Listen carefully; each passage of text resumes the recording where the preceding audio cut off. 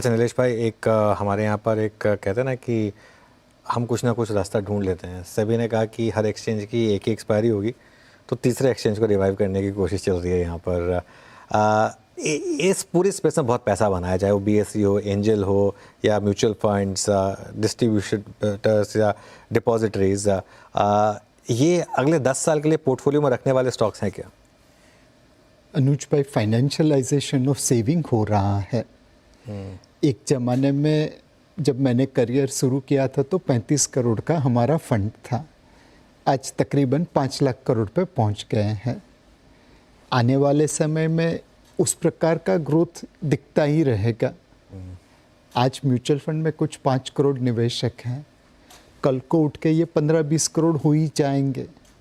तो अगर आप एक लंबा व्यू लेते हैं तो जो मार्केट इंफ्रास्ट्रक्चर कंपनीज है उनमें निवेश रख सकते हैं। एंड थोड़ा डाइवर्सिफाइड रहिए। कोई एक्सचेंज है, कोई डिपॉजिटरी है, कोई ब्रोकिंग कंपनी है, कोई एसेट मैनेजमेंट कंपनी है, कोई एनबीएफसी है। ये एक डाइवर्सिफाइड पोर्टफोलियो बना के रखे तो ग्लोबली भी देखा है और इंडिया में भी देखा है कि फाइनेंशियलाइजेशन ऑफ सेविंग बहुत पावरफुल थीम है। और जैसे जैसे लोग फिजिकल एसेट्स, रियल एस्टेट, सोने से म्यूचुअल फंड, इंश्योरेंस, बैंक्स यहाँ पे आएंगे तो इन कंपनीज को फ़ायदा होगा। चलिए, एक आखिरी सवाल आप दोनों से पूछते हैं। नीलेश भाई, आप शुरुआत करिए। एफआईएस कब आएंगे वापस?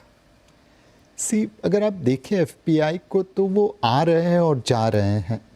इसी साल में देखिए, जनवरी में बेचा, फरवरी मार्च खरीदा, अप्रैल में बेचा, जून जुलाई अगस्त सितंबर खरीदा, अक्टूबर नवंबर बेचा, दिसंबर खरीदा। तो मुझे नहीं लगता कि ये लोग छोड़ के गए हैं। हाँ, उनकी अगर एग्रेसिव सेलिंग होती है तो कोई इजी एग्जिट तो देता नहीं है, लोग भाव कस के लेते हैं। बट एक बात तय है कि अगर वो जब भी आएंगे तब उन्हें अपनी कीमत देनी पड़ेगी। भारत एक ऐसी मार्केट है जहाँ से निकलना बहुत आसान है, बट वापस आने के लिए आपको कीमत चुकानी पड़ेगी। प्रशांत जी, आपका क्या व्यू रहेगा इस पर? क्योंकि पूरे साल मार्केट को टेक्निकली डोमेस्टिक फ्लोज ने संभाला।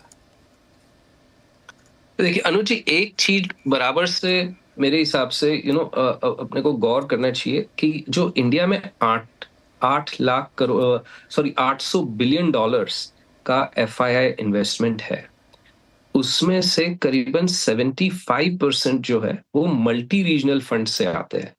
ओनली 200 बिलियन डॉलर्स जो है, सिर्फ 25% जो है वो इंडिया डेडिकेटेड फंड से आते हैं। मैं 5-10% इधर उधर हो सकता है मेरे आंकड़े। एक्चुअली कोटक की जो दूसरी शाखा है उन्होंने भी इस पे काफी ये स्टडी की हुई है, तो आंकड़े कहीं कहीं उसी जगह पर।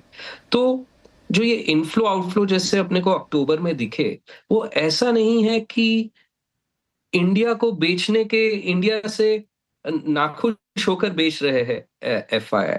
चाइना में ह्यूज रैली आई और जो अंडरवेट थे चाइना में, तो उनको चाइना इक्वल वेट करना हो या ओवर वेट करना हो या अंडरवेट रिड्यूस करना हो, तो उनको बाकी सभी मार्केट्स ईएम में जो 25 देश है उनमें सबसे उनको ट्रिम करना पड़ता है और या करते हैं।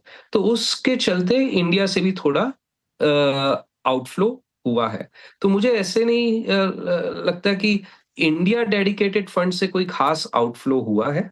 ये सब मल्टी रीजनल फंड से आउटफ्लो हुए हैं जो पिछले 4-6 महीने में हुए। एंड सही मायने में इनफ्लो इंडिया में मैसिव इनफ्लो तभी आएगा मेरे हिसाब से। एक तो इंडिया डेडिकेटेड वो जो 25% है उसमें बढ़त हो, और दूसरा जब भी emerging market as an asset class favour में आएगा, जो कि पिछले 10 सालों से आउट ऑफ फेवर है। दुनिया भर में निवेशकों को यूएस से ज्यादा आज कोई भी मार्केट इतना अट्रैक्टिव नहीं लग रहा है, और वो कई सालों से ऐसा ही चला आ रहा है। पर जब भी ये सब देखिए उतार चढ़ाव चलता ही रहता है। 10 साल के पहले 10 साल तक इमर्जिंग मार्केट्स फेवर में थे, तभी काफी फ्लोज आए थे ईएम में, एंड उसके चलते इंडिया में भी। तो जब भी ईएम में फ्लोज का एक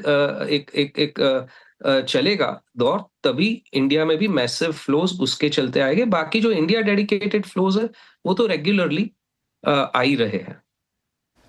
ओके, चलिए प्रशांत जी, नीलेश भाई, बहुत बहुत शुक्रिया आज हमारे साथ जुड़ने के लिए, और आप दोनों को एक बार फिर से 2025 के लिए बहुत बहुत शुभकामनाएं। Thank you. धन्यवाद। चलिए फिर इस खास पेशकश में इतना ही। आप जुड़े रहिए CNBC आवाज़ के साथ।